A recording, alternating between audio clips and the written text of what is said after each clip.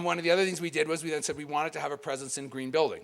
And so we launched a project up in Vail. It's our largest development project ever. It's a 11-acre site, 2 million square feet, called Evervale. And we put ourselves in a brand new program. We're one of the pilot companies doing it, LEED certification for neighborhood design, or LEEDs ND. And again, it is going to be the largest LEED certified resort project in North America. And again, we sat down and we said, okay, why are we doing this? Is this something that are we going into green building again because we want to have a couple of accolades at conferences and this and that, or burnish our resumes? That's not going to cut it. What would cut it, though, is we started to see that made a difference. You start hearing, you look out there, and while no one was willing to say, and I think this is true across the board, that, hey, I'm going to pay you 10% more if you give me something that's sustainable, or if you do sustainable practices, I'll pay more for your hotel. But what you're starting to see is a differentiation where people are saying, well, wait a minute, you know what? I'm not even going to consider you if you're not, doing the right things, if you're not taking on the right practices. And we started to see that some of the things that people wanted in their homes, again, they don't want to give up any luxury, but they do want to know that they can feel better about the purchase that they're making. And so one of the ways that we felt like we could try and accommodate that was through this project, and was through the LEED certification and the green building and sustainable building practices. Now, what I'd also say is I think what we've seen since then is that most municipalities are starting to creep up their requirements anyway. And since this project is one that's going to be going on for the next 5 years, we really felt like by the time we actually have people that are buying these units, buying homes there, coming into the mountain, this will be the accepted practice. And I think that's some of what you're starting to see, that you have to be kind of a half step ahead, but not much more than that. Because if you're too many steps ahead, then your customer, it's probably going to go right over their head in terms of what you're doing for them. Last, we sat back and one of the pieces that we heard a lot about from when we launched our wind power credit purchase is, what is the actual benefit of wind credits? And there was a big debate that went on, and I'm sure if any of you go to renewable energy conferences, there's a huge debate about, first of all, we made this announcement. It was on the front page of the national section of the Times. Everybody was like, you guys are the greatest company of all time. And then 6 months later, it was like we had huge pieces of the environmental community that were like, this is terrible, this is nothing, and as a company, you sit back and you're like, whoa, we thought we were doing the right thing. That's what people are telling us. Now, 6 months later, we have this whole group saying we're not doing the right thing. And one of the things that starts coming up is it becomes this checkbook environmentalism, right? That, well, you're not really generating any renewable power. You're not really, you're still buying coal power, gas power, but you're, kind of paying somebody else to do your, that dirty work by buying these credits. Now, I can remember, and my wife was very big and still is in the environmental community. I can remember a time where companies that were willing to write a check toward environmental causes, that was like a good thing. What seems to have happened is this, which is okay to a point, hey, that's not enough anymore, you got to actually do even more than that. I think there's some truth to that. One of the things that we dealt with, again, going back to the core on that piece, was a lot of people said, well, wait a minute, why don't you put a wind turbine, up on the top of Vail Mountain, or all your mountains? There's a lot of wind, Breckenridge, anybody who's skied there's a lot of wind at Breckenridge. Why don't you put turbines on the top of Breckenridge, right? Why are you, you're not doing this local, all this stuff.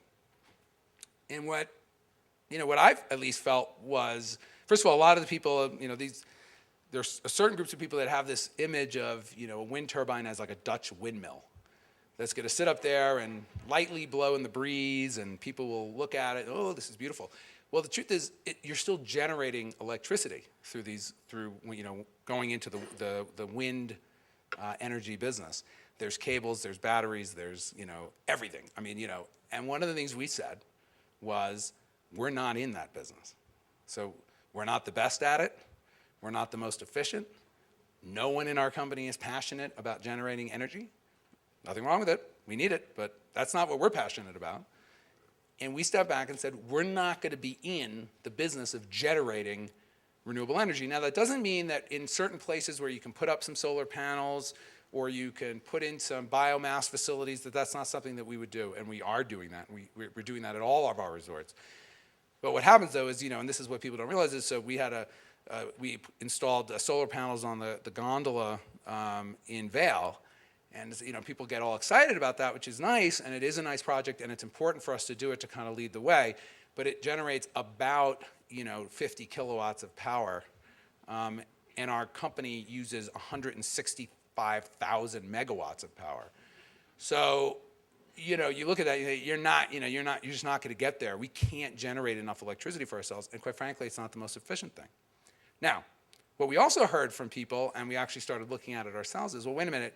And I think this has become really more of the standard today, is, hey, what about reducing your energy usage? And so one of the things that we really launched at the beginning of this year was something that we called an energy layoff. And we looked around and said to ourselves, that is true. I mean, there's no reason for us to be wasting energy.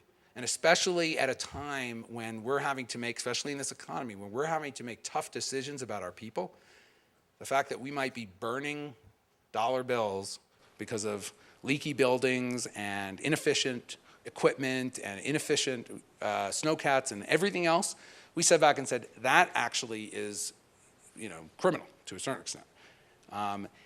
And so we announced this energy layoff, and we set a goal over 2 years to cut 10% of our energy use.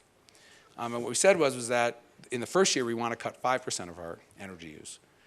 And what I would characterize it as, the first 5% for us is not that difficult.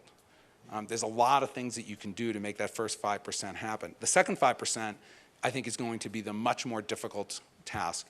It's also more difficult because when we launched the energy layoff, oil was at $150 a barrel. And again, going back to what I said earlier, when you're not losing as much money, then the focus can shift. And I think you have to be cognizant. It doesn't mean that you're going to take your foot off the pedal to try and get those savings because of all the benefits you get, but you'd be kidding yourself to think that the urgency to do so when oil is at 50 or 70 versus 150, it's different. Those two things are going to be different. But that was kind of the last thing that we recently announced kind of at the beginning of this year.